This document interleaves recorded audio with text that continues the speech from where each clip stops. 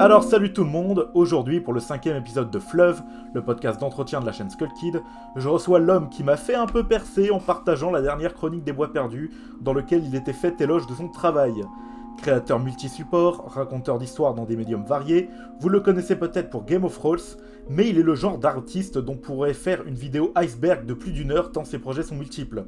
Cet épisode est d'ailleurs enregistré en live sur sa chaîne Twitch, ce qui augmente mon stress à hauteur de 72%.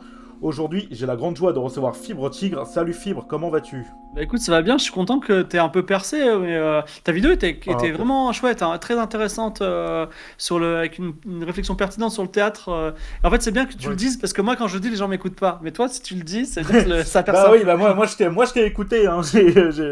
Surtout pour préparer cette interview, j'ai écouté d'autres interviews et là, t'en parles beaucoup du théâtre, oui. Peux-tu te présenter de la façon dont tu le souhaites, déjà, à ta Alors, Fibre manière? Tigre, effectivement, ce qui est compliqué, alors je suis un peu vieux, tu vois, j'ai presque 46 ans, et le problème, c'est que quand on a fait 40 quand on a 46 ans et qu'on est freelance, qu'on fait un peu de tout, on a fait beaucoup de choses différentes. Et les gens, ils ont besoin vraiment d'associer quelqu'un à un métier, tu vois. Et c'est vrai que par exemple, par exemple, j'ai travaillé 10 ans dans le jeu vidéo. Et c'est une grande partie de moi. Et quand je prends ma douche le matin, je me dis, tiens, et si je fabriquais un jeu vidéo qui faisait ça? Donc ça fait partie de ma vie.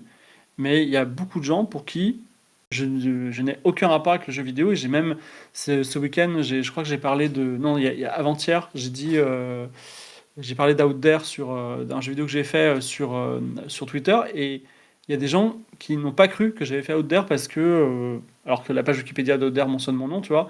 Parce que simplement j'étais dans une autre case pour eux. Donc effectivement, j'ai fait un peu de tout. Mais il y a un point commun à tout ça, c'est qu'en gros, je raconte des histoires de façon interactive. Et je dirais même, l'interactivité, c'est un peu plus puissant que le fait de raconter des histoires qui ne sont pas forcément bonnes. Mais en tout cas, j'arrive à mettre des principes narratifs, interactifs, nouveaux. C'est une grammaire qui n'est pas encore bien définie. Et voilà, j'aime bien ça. Je suis très à l'aise avec ça d'ailleurs. J'ai longtemps fait de l'expérimentation sur ce qu'on appelle la fiction interactive.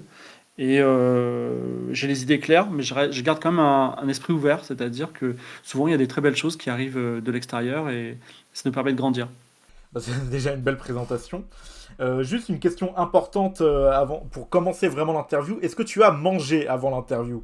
Non, mais je sais que je me suis mal comporté la dernière fois, j'en ai un peu honte. Non, c'était Mais c'est rigolo. pas trop ça, c'est que c'est beaucoup de stress parce que, ouais, en gros, pour répondre à ta question, effectivement, j'ai fait un stream dans lequel j'étais un peu survolté. C'était un stream de lancement de trucs, mais en fait, Ah quand ouais, on ok. lance un financement participatif Eldercraft, il y a une somme de stress considérable, non pas parce que je veux absolument gagner de l'argent, qu'on en vende plein, mais parce que ça fait 2 ans et demi, 3 ans qu'on travaille tout le temps dessus, tu vois, tout le temps, tout le temps, tout le temps. Oui. Et en fait, tout se joue ce jour-là, ce soir-là. C'est-à-dire que, en fait, la qualité de ce qui va se passer ce soir va enclencher des choses. En plus, je sortais d'une OP et il y avait beaucoup de choses qui se passaient sur Twitter en même temps. Il y avait un Discord qui se montait avec les gens pour une OP sur la Palestine, etc. Je pense que j'ai pas tenu la pression. Voilà, c'est tout. Ah, donc en fait, ça n'a rien à voir avec la nourriture, contrairement à ce que Non, dit non, non, Mythe. non. En fait, j'ai pas besoin de trop manger, hein. Je suis un peu gros, j'ai pas trop besoin. Mais à chaque fois, ils pensent que c'est la nourriture. Et c'est vrai que quand j'ai quelque chose dans la bouche, ben, au moins je parle plus, tu vois. Mais en vrai, non, non, c'est juste que j'ai pas réussi à tenir la pression. Et je vais essayer de bien. Je pensais que la dernière fois que c'était arrivé, j'ai essayé de. Comment dire? Je pensais que c'était les médicaments ou autre chose. C'est juste que non, je suis- en fait, je suis pas. Bizarrement, tu vois, je suis sur Twitch, mais je pense que je suis pas taillé peut-être pour ça, tu vois. Et voilà. Et, euh, et, et en fait, j'y suis parce que je peux raconter des histoires d'une façon intéressante et différente, mais peut-être ma place est ailleurs. Voilà, c'est ça la morale. Excuse-moi d'avoir cassé un peu l'ambiance. Voilà. Non, mais non. Alors, tu racontes souvent ton origin story en quelque sorte, comme quoi tu avais un travail installé, salarié, et tu l'as quitté en 2011 pour, je cite, faire ce que tu veux et Ouais. raconter des histoires. Est-ce que tu recommandes? Est-ce que c'était une bonne idée selon toi?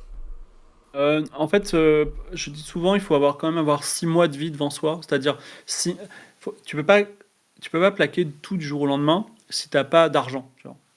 En fait, il faut de l'argent pour vivre. Donc, si effectivement tu as 6 mois de loyer bouffe devant toi, tu peux raisonnablement partir. En plus, c'est un move très libérateur.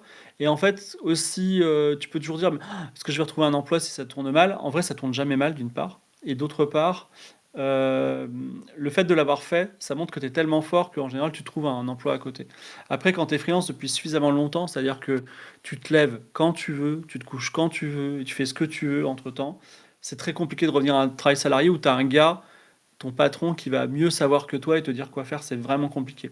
Moi, j'ai du mal à ce qu'on me donne des ordres, et aujourd'hui on me donne des ordres sur certains sujets, notamment sur ma façon de m'exprimer, sur ma façon de tweeter. On m'a souvent fait ça, et c'est quelque chose que je vis. C'est vraiment l'ultime truc que je vis assez mal, quoi. J'apprécie ma liberté. Voilà. Ouais, et justement, on se rend compte que tu es quelqu'un d'assez libre. Je voulais te demander, c'est quand la dernière fois que dans ton travail, tu t'es retrouvé forcé d'intégrer quelque chose qui te plaisait pas vraiment, mais on te disait ça va faire de l'audience ou... Est-ce que Euh, ça arrive alors, encore, ça? alors il y a plusieurs choses, mais aujourd'hui Game of Thrones c'est une grosse machine, et je choisis pas déjà les gens qui sont dedans, voilà. Et quand on fait une OPSP, en fait j'ai très peu de latitude. Là, j'ai une OPSP, par exemple, ça a été annoncé avec RTE, donc c'est fournisseur d'EDF, c'est ligne haute tension, euh, le jeudi 13 juin, donc c'est la semaine prochaine. Et vraiment, ça a été très cadré, très cadré. C'est-à-dire que j'ai eu vraiment des dizaines et des dizaines de commentaires des salariés de RTE sur mon document de travail, dans lequel ils m'ont dit ça se dit comme ça se dit comme ça, rajoute ça, etc. Jusqu'au bout, tu vois. Et encore, j'ai aussi fait une OP il y a 1 ou 2 ans sur World of Warcraft. J'ai discuté avec les mecs du lore Amérique. Donc en gros, ils étaient disponibles mentalement à 3 heures du matin pour moi avec le décalage horaire. Et vraiment, je me levais le matin et j'avais les gars du lore, donc c'était très cadré. Voilà. Game of Thrones, j'ai un peu plus de latitude, et il se trouve que de temps en temps, j'ai beaucoup de latitude. Donc j'ai beaucoup de latitude quand je fais, par exemple, dimanche, là j'ai un jeu de rôle sur la science et l'exploration spatiale. Et en vrai, je devais avoir des entretiens avec des experts du CNES, du CNRS, etc. Et ils sont tous décommandés. Donc du coup, j'ai fait ce que je voulais. Et j'ai un scénario que j'adore, tu vois. Donc je suis hyper content. Là, pour le coup, je suis vraiment très content de faire ce scénario de dimanche, parce que c'est vraiment un scénario qui me ressemble, dans lequel personne m'a dit tu devrais faire ça, c'est pas bien. J'ai vraiment dit ce que je voulais. Et de temps en temps, alors bizarrement, je ne suis pas très libre sur ce que je fais, même si, Dieu merci, je suis hyper libre sur Game of Thrones par rapport à Lincus. Par exemple, Lincus, il fait Table Quest. Et Table Quest, en fait, la prod Ouais, travaille quand même étroitement au niveau du scénario. Tu pourras lui demander. Ils lui font du retour, ils c'est disent il faudrait pas, faire ça, ça. l'émission n'est pas son initiative aussi. Il a Oui, été c'est ça embauché aussi. après. Ouais. Mais moi, vraiment, pour Game of Thrones, je peux faire un peu ce que je veux. Et d'ailleurs, de toute façon, voilà, ils sont pas très demandeurs de me lancer des inputs, tu vois. Donc, je suis assez libre. Mais des fois, je suis vraiment libre, et ça, c'est très agréable de pouvoir faire ce que je veux, même si de temps en temps, j'ai des crises de liberté d'expression.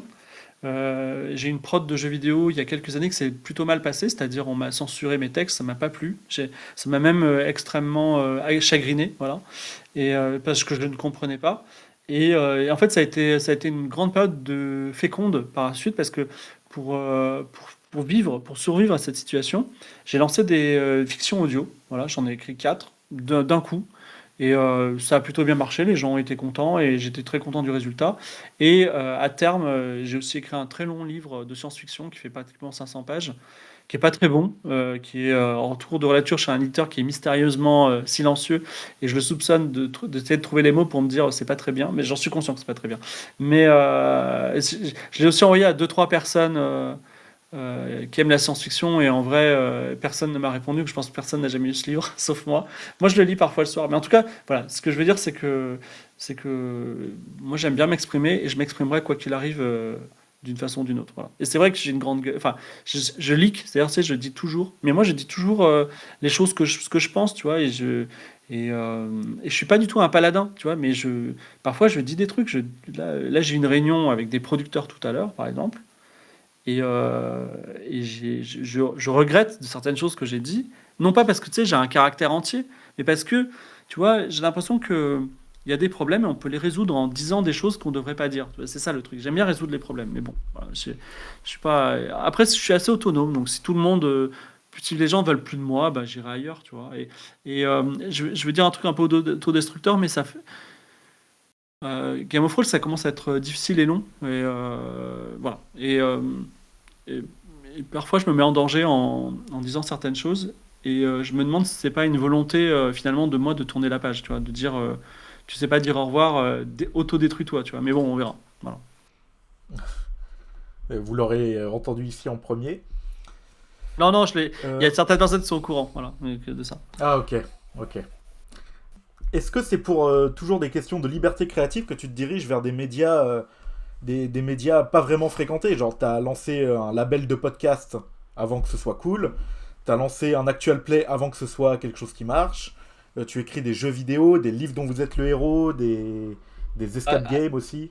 après, l'élite dont vous êtes l'héros, c'est pas vraiment un marché porteur, tu vois. Mais c'est vrai que les livres Oui, dont vous êtes bah l'héros, par justement. exemple, je les ai écrits en 2007 et ils ont quasiment pas été changés. Et quand ils ont été enfin publiés en 2022, j'ai eu le prix du meilleur livre dont vous êtes le héros.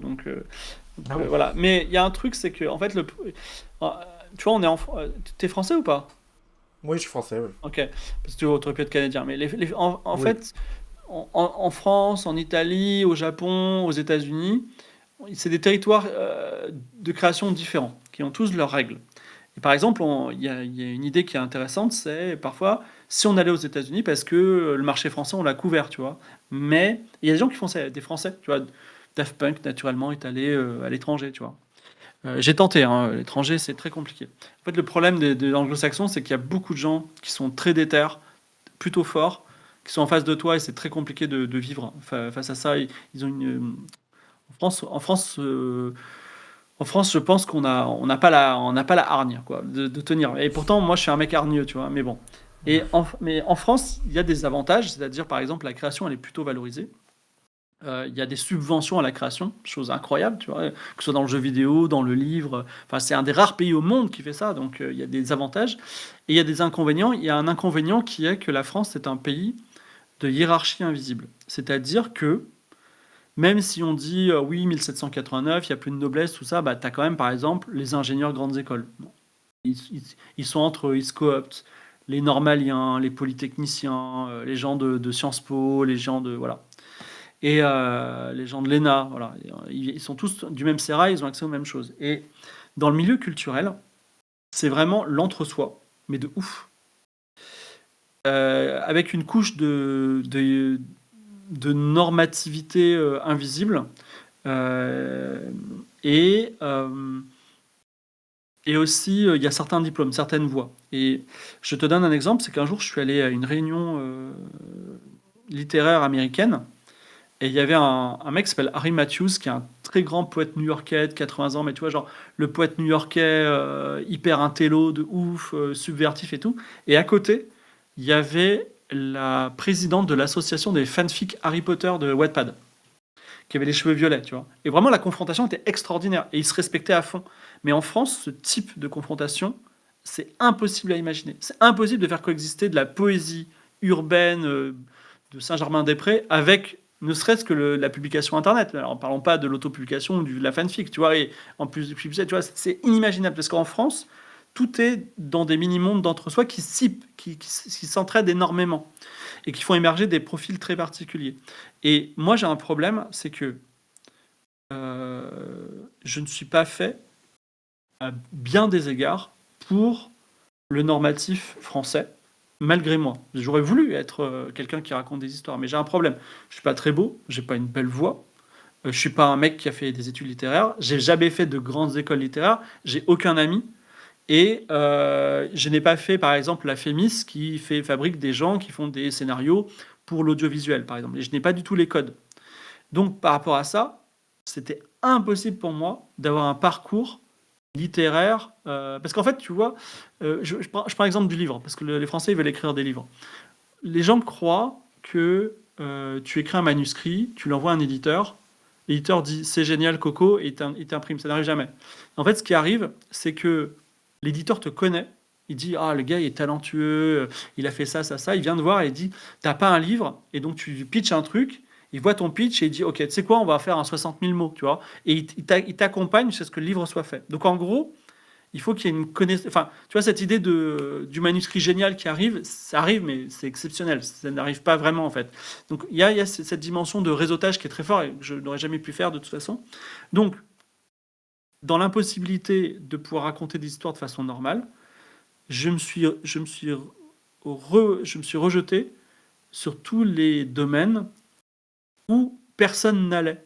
Et comme il y avait personne, bah forcément j'étais facilement le meilleur, tu vois.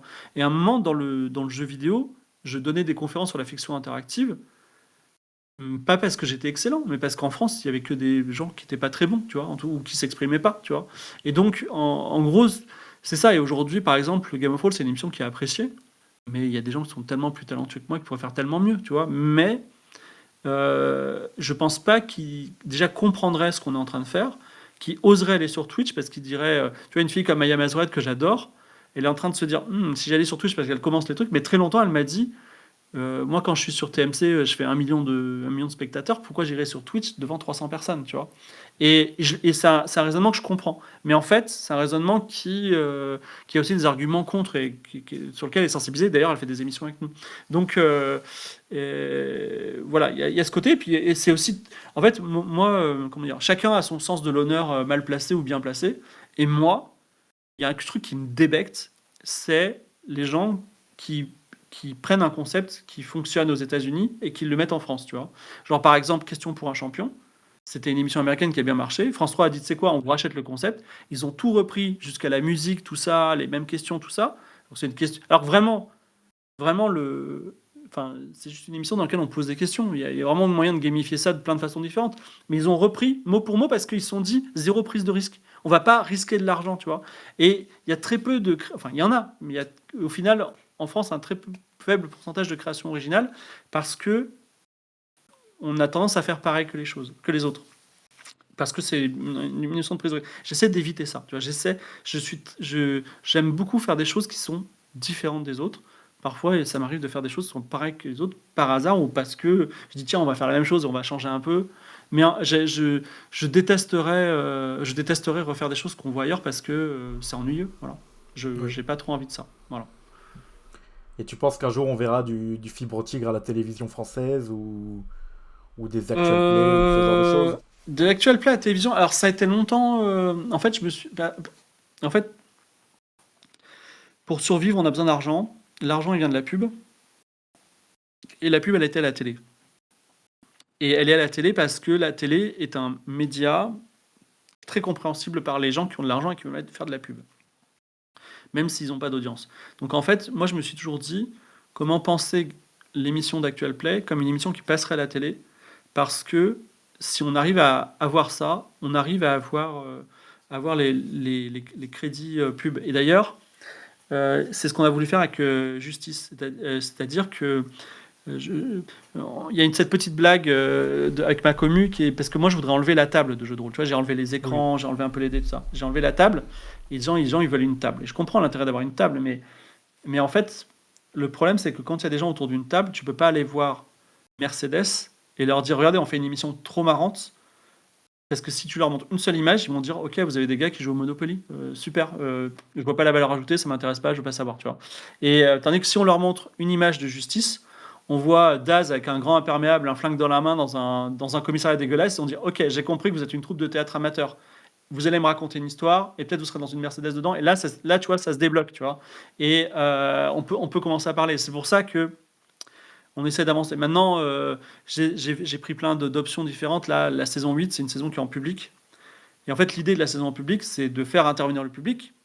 Bon, ça, c'est faire quelque chose de nouveau, de plein de façons différentes, utilisant plein d'outils différents, mais aussi tout simplement de faire payer le public. C'est-à-dire que si on a 500 personnes qui viennent et qui sont capables de payer 20 euros à chaque fois, ben on a 10 000 balles. Et 10 000 balles, ça couvre les frais de prod et ça donne un petit billet à chacun. Si en plus on peut avoir un sponsor qui donne 10 000 balles supplémentaires, on est les rois du monde, on est hyper content, tu vois. Voilà. Et ça nous permet de ne pas avoir à courir après des gens et à faire des OPSP, voilà, compliqués. Et tu penses que c'est à la portée de n'importe qui de faire ce genre de projet, de raconter des histoires De fabriquer ce projet. Non, pas Euh, forcément ce projet, mais des projets créatifs de ce genre. Des, Faire de l'actual n'importe play. qui peut être Fibre Tigre. Bon, je vous invite pas à être moi parce que si je travaille tout le temps, c'est parce que j'ai pas envie de penser, c'est ce que je veux dire. Et j'ai pas envie de me retrouver seul avec mes pensées, et mon corps, et voilà. Mais euh, faire des émissions sur Twitch, du scope de Game of Thrones, c'est très dur. Voilà. C'est Oui. vraiment très dur. C'est un métier que j'imagine que peut-être des gens veulent faire, mais vraiment, moi quand je dis souvent, j'ai un adage qui dit au moment où l'émission commence, c'est-à-dire que je dis bonjour, bienvenue dans Game of Thrones, mon travail est terminé. Tout le reste, 99% du travail, ça se passe avant. Voilà. C'est plein de mini détails, de prod, tout le temps, tout le temps, tout le temps, tout le temps, tout le temps. Voilà. Et en plus, tu vois, j'ai un peu déconné pendant le financement participatif de Ulule. Hum, mais ça aurait pu être pire. Et si ça avait été pire, ça aurait été la fin. Tu vois, c'est-à-dire qu'en fait aussi, c'est un milieu extrêmement fragile où tu peux plonger quoi. Tu peux plonger du jour au lendemain. Donc c'est pas du tout. Enfin, c'est très loin de la vie salariée, se lever le matin, faire le même boulot, tu vois, tout ça, etc. Après, moi, je dis souvent, pour écrire de bonnes aventures, faut en vivre de belles aussi. Voilà. Donc, à voir. Et du coup, t'as aucun souci de légitimité. Jamais tu te dis, je suis pas légitime à être créatif. Moi, j'ai jamais eu le Ce syndrome de que je fais. l'imposteur. J'ai même eu plutôt l'inverse, c'est-à-dire j'étais énervé que les gens comprennent pas pourquoi ce que je faisais c'était génial, tu vois. Donc j'ai vraiment jamais eu le syndrome d'imposteur, et qui est d'ailleurs pas utile. C'est-à-dire que moi j'ai une neutralité, c'est-à-dire que déjà j'apporte quelque chose de nouveau, tu vois. Et moi je pense que quand quelqu'un fait quelque chose de nouveau, même si c'est complètement nul, au moins c'est nouveau, tu vois. Je préférais mais 10 000 fois sur TF1, France 2, France 3 ou même sur Twitch, qui est vraiment un nouveau format, tu vois, un nouveau truc et que ce soit vraiment mais malaise total, tu vois, pas géré tout ça, mais au moins les mecs ils ont tenté un truc et c'est pour ça d'ailleurs que alors t'es peut-être pas au courant mais quand il y a eu le truc le live, il y a eu des problèmes d'attitude etc. Mais moi, je trouve que le live, c'était nouveau et plein de bonnes idées, même si il y a eu plein de mauvaises idées aussi à côté. Et je pense que si tu fais quelque chose de nouveau, t'as pas à te poser la question d'avoir un syndrome de l'imposteur. Par contre, effectivement, et c'est pour ça d'ailleurs que Game of Thrones, je pense, c'est une émission qui bouge beaucoup, qui n'a jamais été différente très longtemps. Et les gens voudraient qu'on soit comme la saison 1, avec la même table, la même peau, etc. Mais ils voudraient qu'on soit ça parce que c'était le moment des jours heureux, ils ont oublié le malaise dans lequel ils étaient à l'époque, et voilà. Mais aujourd'hui, ils ont l'impression que les temps sont plus difficiles, c'est ça. Mais en vrai, le truc, c'est que si on ne bouge pas, on meurt. C'est ça le truc. Et tu penses que Game of Thrones, du coup, ça peut encore changer radicalement dans les prochaines saisons? Parce que là, ça a déjà changé radicalement depuis la saison 8 qui vient de commencer.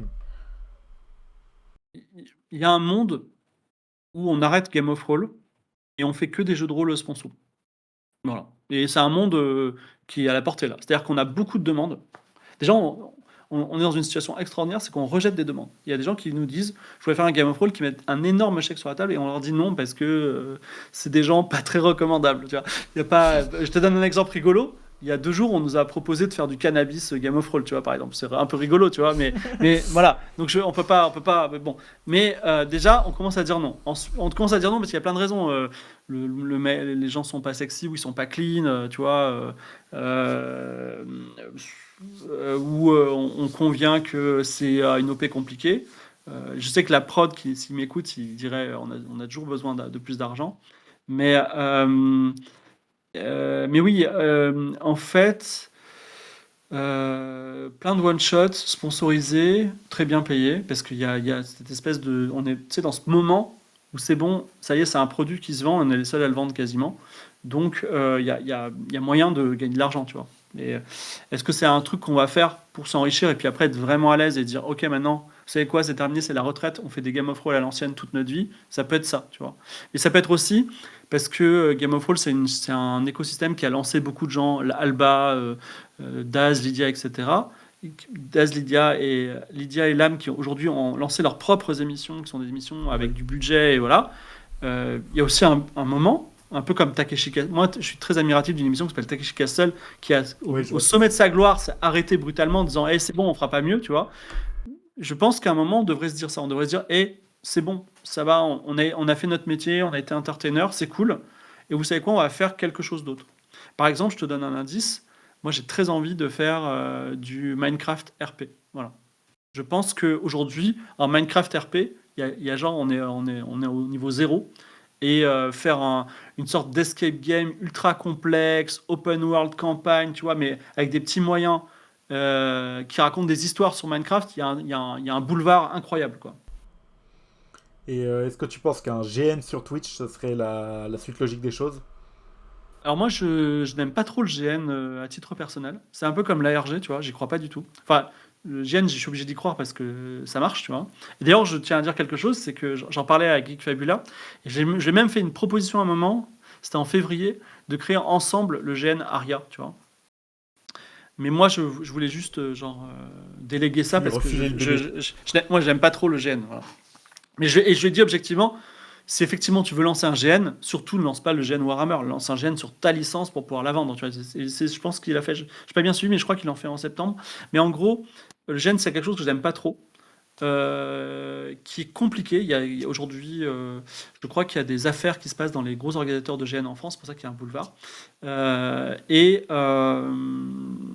en vrai, sur Twitch, je sais pas ce que ça donnerait. J'ai pas assez d'expérience pour te dire. En fait, il y a quand même le côté Twitch, c'est quand même le second écran. On le regarde, on l'écoute plus qu'on le regarde, tu vois. Oui. Voilà. C'est, je sais pas. Je saurais pas Ça dire. serait, ça serait une sorte de mélange entre une télé-réalité et le GTA RPZ. C'est un GN filmé par des caméras et Ouais, mais en fait, le GTA les RP, streamers sont des... le GTA RP qui va devenir encore plus puissant, je pense, avec la prochaine itération de GTA. C'est vraiment le meilleur des deux mondes. T'as le jeu vidéo et le RP. En plus, la capacité, alors c'est pas le cas dans GTA RP, mais demain, tu auras peut-être la capacité de dire, c'est quoi, on a besoin d'un stade, paf, on matérialise un stade, il y a un vrai stade, tu vois, et on est plongé, et les jeux vidéo sont quasiment immersifs. Et vraiment, il y a le pouvoir de l'imagination, il est extraordinaire, etc. Donc on peut être dans une forêt, vivre des trucs, mais je pense que le GN, c'est intéressant à vivre, et pas forcément à être filmé. De la même façon que le jeu de rôle, c'est intéressant à jouer, mais si tu joues en actual play comme tu joues avec tes potes, tu vas te planter. L'actual play, c'est une émission qui est au service des viewers. Et c'est pour ça que quand Daz il fait n'importe quoi, il suit pas la quête ou je sais pas quoi, je suis pas en colère. Au contraire, je sais que l'audience elle est hyper contente parce qu'ils aiment avoir une troupe d'imbéciles, tu vois. Ils aiment avoir des gens un peu qui vont prendre les mauvaises décisions. Si j'avais des gens qui étaient très opti tout le temps, ce serait bien, mais on s'ennuierait au bout d'un moment, tu vois. Il faut qu'ils fassent des bêtises, voilà. Est-ce que c'est ce genre de raisonnement, le fait de quitter en pleine gloire, qui t'a poussé à arrêter de faire des jeux vidéo après avoir fait Out There et Non, Firebird notamment? pas du tout. Moi, comment dire? La véritable raison, euh, c'est qu'en fait, le jeu vidéo s'est extrêmement développé. À partir de 2018, il y a eu beaucoup d'argent, beaucoup, beaucoup d'argent qui arrive dans le jeu vidéo. Il y avait notamment des investisseurs chinois, américains, qui investissaient avec beaucoup d'argent dans les sociétés. Et en fait, ces sociétés étaient très contentes d'avoir beaucoup d'argent parce que quand on a de l'argent, c'est cool, on se paye plus, la société est plus valorisée, on peut la vendre plus cher. Et, mais cet argent, il faut qu'il rencontre des productions qui sont élevées, qui sont des productions qui sont placées de double A, triple I, à triple A, etc. Et on parle même de quadruple A, tu vois. Watch Dogs 3 était soi-disant un quadruple A. Et, euh, et en fait, moi, je suis pas né pour ça. Moi, je suis né pour faire des petits jeux. Tu vois, je suis né pour faire des jeux que tu fais en un an, qui ont un petit scope, qui coûtent 10 000, 20 000, 30 000 euros, et qui, tu les vends et tu gagnes 60 000 euros. Tu as travaillé un an, tu as sorti un jeu vidéo, tu as gagné 30 000 euros, la vie est belle, tu vois. Moi, c'était vraiment ça. C'était vraiment. Je voulais faire des petits jouets en bois. Et il y a eu un divorce à l'amiable avec mon partenaire de cœur, qui était Michael Pfeiffer de Miklo Studio, avec lequel j'ai fait Out There, Sigma Theory, etc. Parce que lui, il voulait vraiment une vision triple A importante. Et moi, je n'ai pas envie. Je voulais pas être, tu sais, ce gars qui a écrit le scénario de Assassin's Creed et qui est, tu sais, dans cette espèce de générique qui est hyper long. Oui, Tu vois, oui, il je y a, vois. il y a 12 000 noms et à un moment, t'es là, tu vois. Non, moi, je veux juste faire mon jeu à moi et surtout ne pas. tu vois, qu'on m'appelle pas en me disant, bah voilà, ça c'est à la mode, fais-le, tu vois. Non, toujours avec cette idée de, on fait quelque chose de nouveau, de différent, de petit, de cool, tu vois. Et voilà, un peu ça. Il reste toujours l'idée qu'en faisant des choses qui ne soient pas dans le circuit, dans un grand circuit de le grand jeu vidéo AAA, on est plus libre quand même. On est plus t'es plus libre de faire ce que tu veux Oui, dans un petit ah, écosystème. ça, c'est sûr, mais surtout, enfin, enfin, tu vois, quand il y a trop d'argent, il y a, enfin, j'arrive pas à te dire. Enfin, tu vois, je vais te donner des exemples, mais en gros, une production AAA, elle va mettre des scènes cinématiques, tu vois. Ça sert à quoi? Tu vois, Red Dead Redemption 2, le fait que quand il y a un mec qui joue du piano, les doigts sont parfaitement passés sur le piano, c'est une belle performance artistique, tu vois. Mais j'ai pas besoin d'avoir ce niveau de détail. Moi, j'ai un jeu vidéo où il y a juste marqué piano, tu vois. Je suis content, ça me suffit. Et mais je suis, par contre, je suis, enfin, tu vois, moi j'aime le jeu et j'aime par exemple les échecs, tu vois. Et donc un jeu comme Slay the Spire où il y a que 50 cartes, j'ai joué des milliers d'heures et je le trouve très très bien. Après, il y a eu en début d'année un jeu que j'ai beaucoup aimé, avec Sherlock Holmes, qui était un double A, Ouais, un t'en as open parlé world, dans quête latérale, si je ne m'abuse. exactement, un open world Sherlock Holmes. Et effectivement, il y a des moyens. Bon, et en fait, les moyens, je les ai retrouvés, tu vois. Mais non, moi, je suis. En fait, j'ai pas aussi d'être ce créateur de jeux vidéo qui est un mec qui voudrait faire des films et qui est frustré et qui du coup fait des jeux. Et du coup fait des jeux avec des cinématiques, avec de la musique symphonique. Moi, j'aime la musique qui est programmée, tu vois. J'aime les systèmes, c'est-à-dire j'aime les jeux systémiques depuis toujours, tu vois. Donc c'est un peu tout ça. C'est aussi un milieu qui est le jeu vidéo qui à un moment m'a perdu, c'est-à-dire les gens se sont mis à parler tous en anglais, c'est-à-dire des entreprises françaises parlent en anglais. Ils ont ce globish, ils ont des termes. Tu vois, à un moment, Zelda, je sais pas, parce que je te parle de systémique, mais à un moment, Zelda Breath of the Wild est arrivé et Zelda était systémique, d'accord? C'est un peu comme quand Halo est arrivé, Halo était émergent. Mais en vrai, du systémique et de l'émergent, ça existe depuis 1980. Beaucoup de jeux vidéo le font.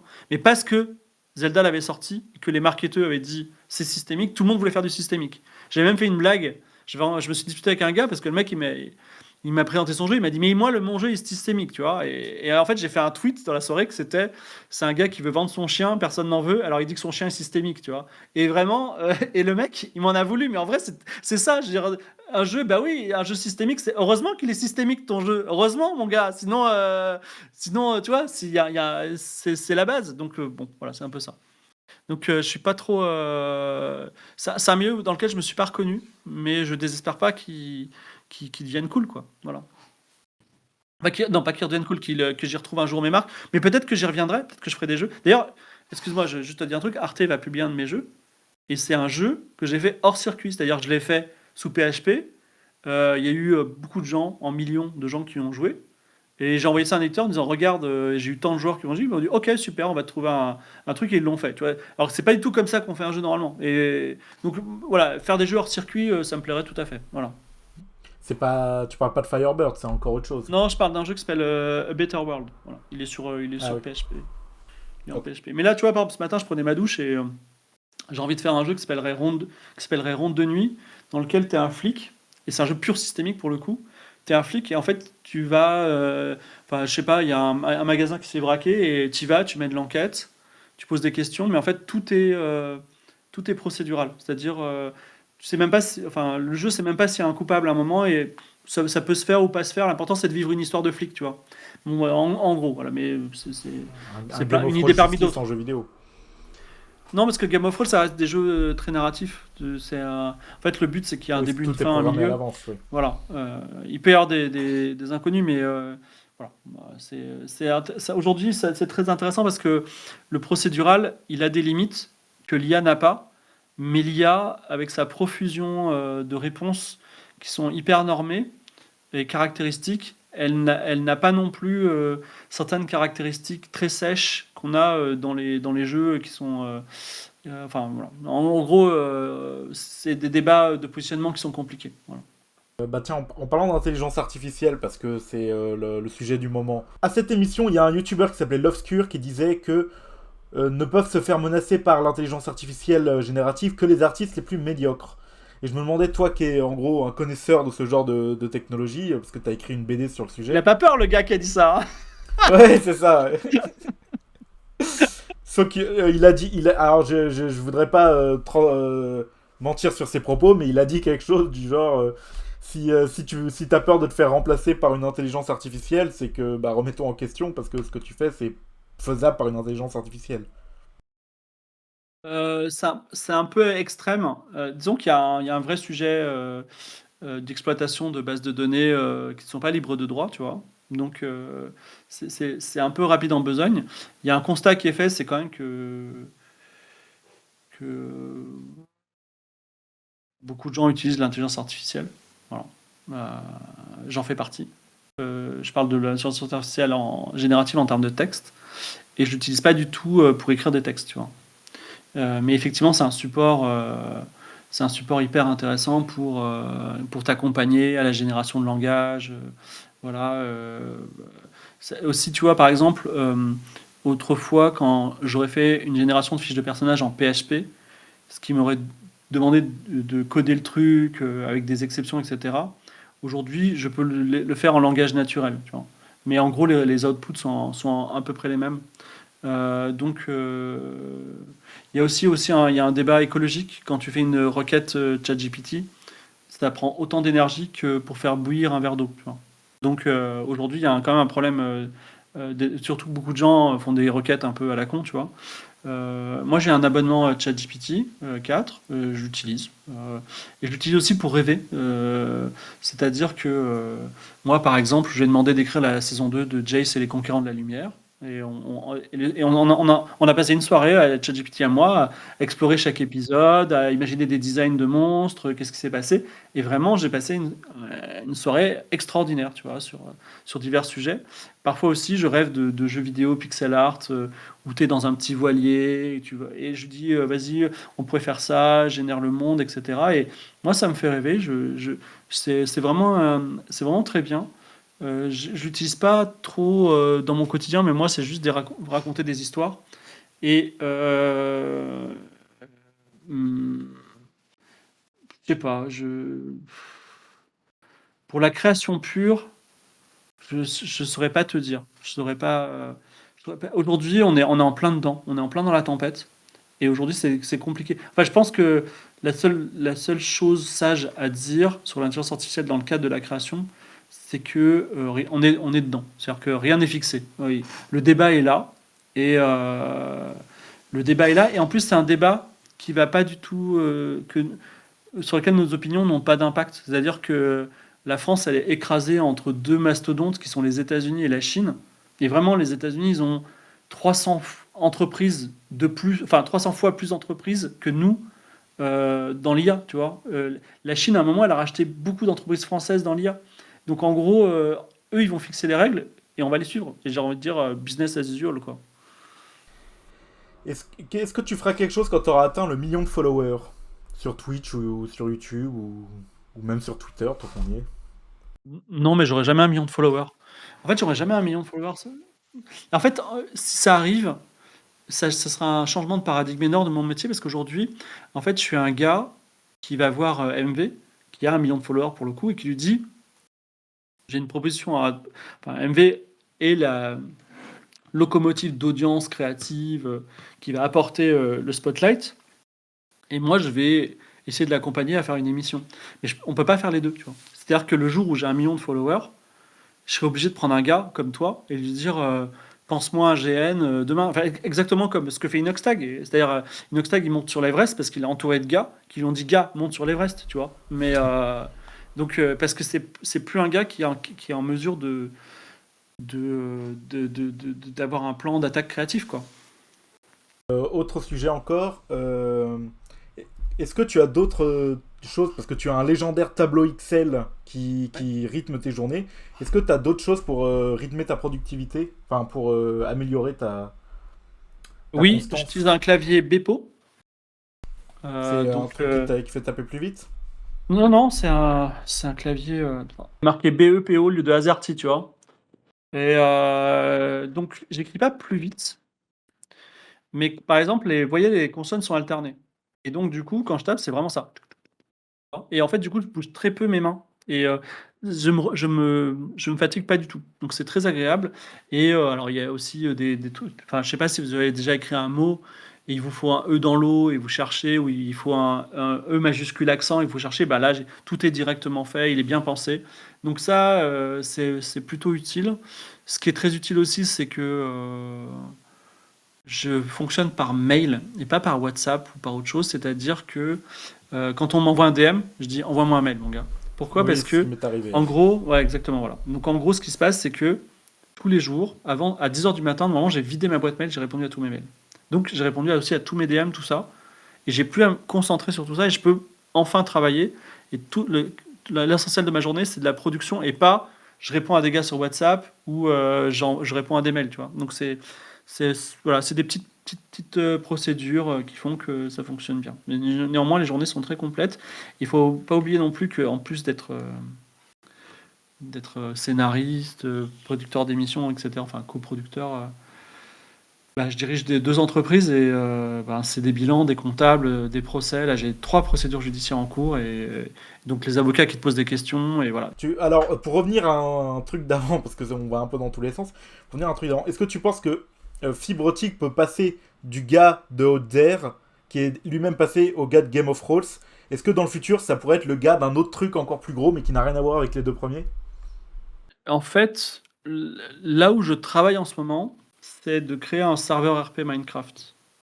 Ok. Donc en gros, imagine, je sais pas, je vais prendre un exemple qui est faux, mais je prends MV, bah, l'équipe de Game of Thrones, et au lieu qu'on soit autour d'une table, ils sont dans un vaisseau spatial dans Minecraft, sous l'eau, et on joue à Subnautica. Et en fait, j'aurais fait des événements, tout ça. Simplement, ils jouent à Subnautica tous ensemble, mais dans l'univers de Minecraft, tu vois. Et donc, je Et comprends aussi toi, pourquoi t'es Minecraft pas c'est intéressant. présent, du coup. Toi, Je suis un peu MJ, mais il faut ouais. plusieurs MJ pour Minecraft, tu vois. Mais en fait, Ok. j'aurais préféré, j'aurais mis des choses à côté, tu vois. Donc, oui. Ok. Et donc, mais par contre, ça nécessite plusieurs choses. Déjà, il faut que Minecraft, c'est un jeu que j'ai jamais joué, donc je m'y mets. Ensuite, il faut comprendre comment fonctionnent les serveurs Minecraft et il faut comprendre aussi quels sont les OP qui ont bien fonctionné sur Minecraft, comme QSMT. Je dois faire des rendez-vous avec des spécialistes de ça. Et voilà. Et en fait, aussi, l'avantage, mais moi je sais coder donc ça va, c'est que Minecraft c'est un jeu qu'on peut coder. Tu vois. Tu peux décider par exemple en une phrase de rendre l'eau mortelle. Donc c'est intéressant parce que si tu crées une île, comme dans Subnautica, les gens ils peuvent pas. Ils sont obligés de construire un pont pour aller sur une autre île. Donc tu vois, c'est un élément de gameplay intéressant. Tu vois. Donc j'essaie de comprendre tout ce qui est possible. Et, la réponse c'est tout est possible sur Minecraft, c'est ça qui est intéressant. Mais C'est un jeu du coup, qu'on on peut changer les règles. voilà, exactement. Donc en fait, cette idée de comment et l'ultime défi, c'est non seulement de faire ça, mais en plus de le faire très simplement. C'est-à-dire l'idée, c'est pas de dire toc toc badaboum, ça y est, c'est Independence Day dans Minecraft, vous allez voir un truc extra. Non, c'est de faire juste des petits mondes, des petites règles, tu vois, comme je t'ai dit tout à l'heure, des petites choses, mais pourtant ces mini leviers, ça crée du jeu intéressant. On arrive à bientôt à la fin, donc je vais poser les mêmes questions qu'à tout le monde à la fin des épisodes de Fleuve. Il n'y en a pas eu tant que ça, hein. Mais déjà, est-ce que tu as des œuvres récentes qui t'auraient marqué dans tes pratiques culturelles? Donc, est-ce que tu regardes des films, lis des livres, des BD, écoutes de la musique? Euh, j'ai bah, bon, j'en ai parlé dans Quête latérale, mais vraiment mon jeu de l'année, ça a été Sherlock Holmes Chapter 1 que j'ai adoré. Je le trouve hyper beau, il me manque. C'était une période de ma vie où j'étais très heureux. Récemment, j'ai joué à Immortal of Aveum, ce qui est sur Game Pass, que j'aurais jamais joué autrement, qui est un espèce de shooter par les gars de Call of Duty, mais c'est dans un monde fantasy, de high fantasy, hyper intéressant, mais vraiment hyper intéressant. Il y a des passages, j'ai dit, j'ai jamais rien vu d'aussi beau, tu vois. Par exemple, à un moment, ils vont sur un quai, ils attendent un bateau. Tu vois, un bateau qui va les emmener dans une île sous-marine. Donc déjà, c'est cool, c'est excitant et tout. On attend le bateau, ils discutent, voilà. C'est très rigolo. Et en fait, c'est pas un bateau qui arrive, c'est genre un colosse de bronze gigantesque qui marche dans l'eau et qui récupère les gens et il les met. Et tu peux rentrer dans le colosse, monter sur les mains, les bras et tout comme dans J'ai dit waouh, mais c'est quoi cette idée? C'est incroyable, c'est trop beau. Tu vois, c'est meilleur que la meilleure de mes idées, tu vois. Et donc j'ai été assez impressionné. Et c'est pas, il y a aussi plein d'idées comme ça dans le jeu, donc j'ai bien aimé. Je suis en train de lire Le Petit Déjeuner des Champions de Kurt Vonnegut, qui est très drôle et très métafiction. Et sinon, j'ai hâte de lire le jeu de rôle qui a gagné le prix rôliste français, qui s'appelle Yamaguchi Bad Seeds, un truc comme ça. Je n'y croyais pas du tout. Et en vrai, il a gagné. Du coup, je me suis plongé, j'ai compris que c'était génial. Donc, je voudrais le lire, absolument. Voilà en gros Il y les a un, quelques recos il y a un culturels. concept spécial dans ce jeu de rôle? Oui, ça se passe au Japon, ok, Voilà. contemporain, ok. Mhm. Il y a quelque chose que j'aime beaucoup, mais que ça se rapproche un peu de ce que j'ai fait. Je savais pas qu'ils avaient fait ça. C'est qu'en gros, tu as une ville et tu as tous les PNJ. Ah oui. Voilà, ça, c'est ce que j'ai fait un peu, tu vois. Et le truc, c'est que le concept, c'est que c'est une ville balnéaire au Japon, donc on imagine, tu vois, un peu le rêve, enfin, tu sais, c'est un climat méditerranéen. Mais en fait, le concept, c'est que pour des raisons de travaux, la route qui passe par la ville, elle va être détournée. Elle va passer par une autre ville.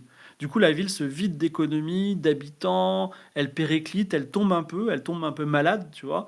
Et les forces occultes arrivent. Donc il y a un peu de Cthulhu, un peu de... Voilà. Mais c'est fait sous l'angle de la dégénérescence sociale qui est très intéressant. En plus du fait que tu as une ville vivante avec des PNJ, etc. C'est pas le jeu du siècle, hein, tu vois, c'est pas avant, après l'appel de Cthulhu, mais je pense il est prometteur, ça m'intéresse en tout cas. Voilà. Ok. Et dernière question, la même que je pose à tous mes invités. Est-ce que tu... Est-ce que tu penses avoir des gens que tu aimerais voir dans cette émission après toi? Bah, L'Incu, c'est pas mal. L'Incu, c'est cool. C'est un mec qui a 10 ans de moins que moi, tu vois, en gros. Un peu plus même. Hmm. Donc, en gros, et il est bon, tu vois, il fait le même métier que Oui, moi, il tu vois. est... Donc t'imagines quand il aura mon âge. Voilà. Et en plus, lui, il a de l'énergie. C'est-à-dire que lui, il y va, tu vois. Ouais. C'est assez intéressant. Sinon, en termes de jeu de rôle, il y a des vieux du jeu de rôle français qui sont présents sur les réseaux sociaux. Je pense à Tristan Lhomme et Pierre Rosenthal, qui sont, je pense, très accessibles. Et en fait, c'est des gens qui ont connu la période du jeu de rôle des années 80. Et surtout Tristan Lhomme, il a été très prolifique, il a fait beaucoup de scénarios, notamment dans Casus Belli. Et tous les scénarios de Tristan Lhomme sont bons. Ils sont tous bons. Alors, si j'ai un reproche quand même à lui faire, parce que tout n'est pas parfait, c'est que c'est souvent des conspirations, tu vois, des cultes de Cthulhu, tout ça. J'aime pas Ouais. trop ça. Mais Ok. si on arrive à dire que, ok, j'aime bien les scénarios où il y a des conspirations et des cultes maléfiques ou je sais pas quoi, ces scénarios sont très bons parce qu'ils respectent une règle que j'aime, qui est que, euh, en gros, pour lancer des joueurs dans une aventure, t'as plein de moyens, mais il y a deux grands axes. Il y a un axe qui dit, il y a votre boss là, Nick Fury, qui vous dit, allez là-bas, tuez les méchants, ramenez le trésor. Ça, c'est la version facile. Et la version un peu moins facile, c'est de dire, enfin, c'est de dire, par exemple, vous êtes dans une taverne. Il se passe plein de choses dans la taverne. À un moment, il y a un gars qui se lève, il dit bon, bah, moi, c'est pas tout ça, mais j'ai un trésor à transporter, tu vois, et il s'en va. Et là, les gars, ils disent oh, attendez, j'ai une idée, tu vois. Et en fait, ils se mettent tout seuls dans la merde, tu vois, parce que évidemment, c'est pas un trésor, ça va être un truc maudit, tu vois. Et là, vraiment, mais moi, ça régale quand je les vois penser qu'ils sont des génies et qu'ils sont en train de tomber dans le piège. Et tout le monde le voit, tous les spectateurs le voient, c'est formidable. Ça, c'est très très bon, il est bon pour ça. Voilà. En fait, je sais pas si tu as déjà lu la campagne impériale de Warhammer, qui est vraiment enfin, dans les années 80-90, ils ont fait un vote sur les meilleures campagnes de jeux de rôle de tous les temps. Il y en a deux qui sont sortis. C'est les Masques de Nyarlathotep et la campagne impériale. Et vraiment, le premier scénario de la campagne impériale, qui s'appelle Erreur sur la personne, c'est une masterclass pour ça. C'est vraiment une masterclass, c'est-à-dire qu'il se passe un truc super anodin, et en fait, tes joueurs, ils vont tomber dans un piège, mais d'eux-mêmes. Tu vois, ils vont courir, ils vont dire, mais attendez, ils vont t'appeler, ils vont dire, attendez, mais ce qu'on va faire, c'est ça, et ils vont trop se prendre pour des putains de génies, et ils vont tomber dans un piège, mais imparable, c'est une masterclass. Voilà. Ah, merci beaucoup de m'avoir reçu, Fibre Tigre, Merci à sur ta toi. chaîne Twitch. Et je rappelle que il y a le campagne pour les livres Aria sur Ulule, que je mettrai dans la description. Voilà, merci à tous. Et merci, à bientôt.